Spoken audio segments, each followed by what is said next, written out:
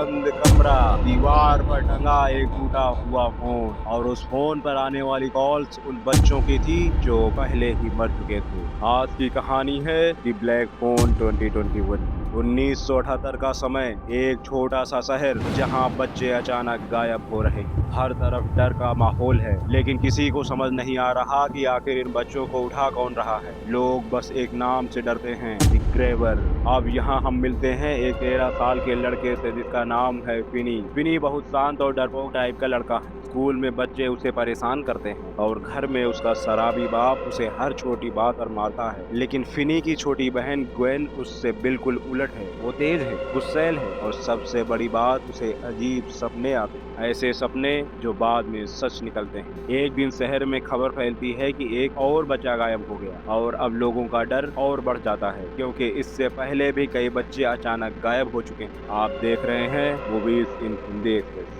अब फिल्म धीरे धीरे हमें उस खतरनाक आदमी की तरफ ले जाती है जिसे लोग द ग्रेवर कहते हैं। वो हमेशा काले गुब्बारे लेकर घूमता है, उसके चेहरे पर अजीब सा मास्क होता है और उसकी मुस्कान इतनी डरावनी है कि सामने वाला इंसान जम जाए। लेकिन सबसे खतरनाक बात यह है कि वो बच्चों को बहुत चालाकी से फंसाता है, कभी जादू दिखाने के बहाने, कभी गिरा हुआ सामान उठाने के बहाने, और बस बचा गायब। अब एक दिन स्कूल के बाद फिनी अकेला घर लौट रहा होता है। सड़क लगभग खाली है, मौसम भी अजीब शांत है। तभी उसके सामने एक आदमी आता है जिसके हाथ में काले गुब्बारे हैं। वो आदमी बहुत सामान्य बनने की कोशिश करता है। वो हंसते हुए कहता है कि उसके पास जादू है, लेकिन अगले ही सेकंड फिनी के चेहरे पर स्प्रे मार दिया जाता है और उसकी आंखें बंद होने लगती हैं। जब फिनी होश में आता है तो वो खुद को एक साउंड प्रूफ बेसमेंट में बंद पाता है। कमरे में सिर्फ एक गद्दा, एक टॉयलेट और दीवार पर टंगा हुआ एक पुराना काला फोन। लेकिन उस फोन की वायर कटी हुई है, मतलब वो काम ही नहीं करता। अब यहाँ पहली बार हमें असली डर महसूस होता है, क्योंकि द ग्रेवर ऊपर वाले कमरे में आराम से बैठा है और नीचे एक बच्चा पूरी तरह फंसा हुआ है। हाँ, ग्रेवर का पूरा चेहरा हमें कभी साफ नहीं दिखा।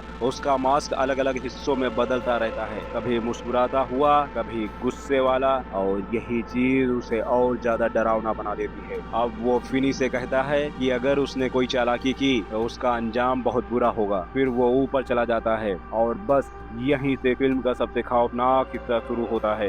रात के समय अचानक वो टूटा हुआ फोन बजने लगा है। फिनी डर जाता है क्योंकि फोन तो डेड है, फिर कॉल कैसे आ रही है। वो धीरे से फोन उठाता है। दूसरी तरफ एक बच्चे की आवाज आती है। वो बच्चा कहता है, मैं भी यहाँ था। अब फिनी समझ ही नहीं पाता कि ये क्या हो रहा है। धीरे धीरे उसे पता चलता है कि फोन पर बात करने वाले सारे बच्चे वही हैं जिन्हें ग्रेबर पहले मार चुका है। मतलब ये मर चुके बच्चों की आत्माएं हैं जो उन्हें फोन करती हैं और अब वो फिनी की मदद करना चाहते हैं। यहाँ से फिल्म का सस्पेंस और भी खतरनाक हो जाता है। हर रात एक नया बच्चा कॉल करता है और उसे भागने का एक नया तरीका बताता है। पहला बच्चा बताता है कि उसने दीवार में एक जगह को कमजोर बनाई थी। फिनी वहाँ खुदाई शुरू करता है, लेकिन तभी ग्रेबर नीचे आ जाता है। अब जरा सोचो, एक छोटा बच्चा एक सीरियल किलर के घर में बंद और ऊपर से पकड़े जाने का डर। ग्रेबर नीचे आता है, कमरे को देखता है, लेकिन उसे कुछ समझ नहीं आता। फिर वो फिनी से अजीब बातें करने लगा है, कभी प्यार से,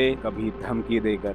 यही चीज उसे और ज्यादा क्रीपी बनाती है। अब दूसरी रात फिर फोन बजता है। इस बार एक दूसरा बच्चा कॉल करता है। वो बताता है कि उसने फ्रीजर के पास जमीन में कुछ छुपाया था। फिनी जाकर देखा है, वहाँ उसे एक कार मिलती है। अब हर बच्चा मरने से पहले की अपनी गलती बताता है ताकि फिनी वो गलती ना करे। और यही फिल्म का सबसे इमोशनल हिस्सा भी है, क्योंकि वो बच्चे खुद तो नहीं बच पाए, लेकिन अब वो चाहते हैं कि कम से कम फिनी बच जाए। उधर दूसरी तरफ ग्वेन को लगातार डरावने सपने आ रहे हैं। उसे सपने में काले गुब्बारे दिखते हैं, खून दिखा है और एक घर दिखाई देता है। शुरुआत में पुलिस उसकी बातों को सीरियसली नहीं लेती, लेकिन बाद में उन्हें समझ आने लगता है कि ग्वेन के सपने सच हो रहे हैं। अब फिल्म दो डायरेक्शंस में चलने लगती है। एक तरफ मिनी बेसमेंट से निकलने की कोशिश कर रहा है और दूसरी तरफ ग्वेन अपने भाई को ढूंढ रही है। अब एक और कॉल आती है। इस बार आवाज बहुत गुस्से में होती है। वो लड़का कहता है कि ग्रेवर एक नॉटी बॉय गेम खेलता है, अगर बच्चा भागने की कोशिश करे तो वो बेल्ट से मारता है। और बस यहीं पर फिल्म का डर साइकोलॉजिकल हॉरर में बदलने लगा है।